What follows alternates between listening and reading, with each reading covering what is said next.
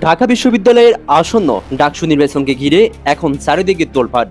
কে জিতবে, কে হারবে, কোন প্যানেল কতটা শক্তিশালী, সবখানে চলছে এখন আলোচনা। এই নির্বাচনের সবচেয়ে বেশি আলোচনায় যাদের নাম শোনা যাচ্ছে তারা হলেন ইসলামী ছাত্র শিবিরের দুই প্রার্থী সাদিক কায়েম ও এস এম ফরহাদ। অনেকের মতে এই দুইজনকে হারানো খুবই কঠিন ব্যাপার। তবুও ছাত্র রাজনীতির মাঠে চমক দেখাতে পিছিয়ে নেই অন্যান্য সংগঠনগুলো।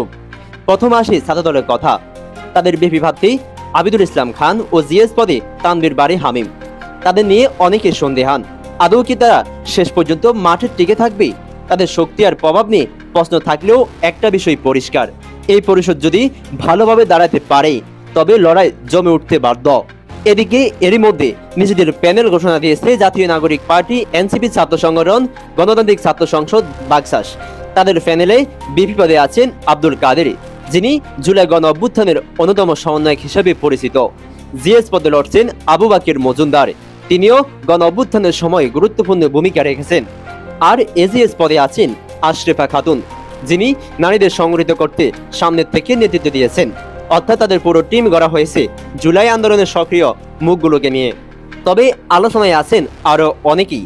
ডাকসুর সাবেক সহসভাপতি ওমামা ফাতেমা, তিনি এবার লড়ছেন বিপি পদে। জিএস পদে আছেন ঢাকা বিশ্ববিদ্যালয়ের সাংবাদিক সমিতির সাবেক সভাপতি আল সাদি ভুঁইয়া। এজিএস পদে প্রতিদ্বন্দ্বিতা করছেন সাংবাদিক সমিতির বর্তমান সভাপতি মহিউদ্দিন মুজাহিদ মাহি। তাদের প্যানেলও শিক্ষার্থীদের মাঝে বেশ আলোচিত। তবে সবচেয়ে বেশি চমক তৈরি করছেন ইসলামী ছাত্র শিবির। তাদের প্যানেল যেন অন্য সবাই চেয়ে আলাদা, কারণ একদিকে জনপ্রিয় প্রার্থী সাদিক কায়েম বিপি পদে লড়ছেন, অন্যদিকে পুরো টিম সাজানো হয়েছে বৈচিত্র্যময় আর প্রতীকী বার্তায় ভরা প্রার্থীদের নিয়ে। তাদের প্যানেলে আছেন 4 জন নারী প্রার্থী, একজন হিন্দু প্রার্থী, একজন প্রতিবন্ধী প্রার্থী, একজন চোখ হারানো ঝুলাই যোদ্ধা, আরো আছে একজন পাহাড়ি চাকমা প্রার্থী। সব মিলে ইসলামী ছাত্র শিবিরের এই প্যানেল ইতিমধ্যে আলোচনার কেন্দ্রবিন্দু। শিক্ষার্থীরা বলছেন, এর আগে ডাকসুর ইতিহাসে এত বৈচিত্র্যময় প্রার্থী নিয়ে কোনো প্যানেল দেখা যায়নি, যা শিবিরকে এবার বাড়তি সুবিধা এনে দিতে পারে। অন্যদিকে প্রতিপক্ষরা নড়ে সরে বসেছে। শোনা যাচ্ছে শিবিরকে হারানোর জন্য বাম দল, ছাত্র দল আর ওমামা ফাতেমার গ্রুপ সহ বিভিন্ন সংগঠন একত্র হয়ে একটা বড় জোট গঠন করতে পারে। তাদের লক্ষ্য একটাই, অন্তত বিপি আর জিএস কোন একটি পদ হলেও শিবিরকে হারানো।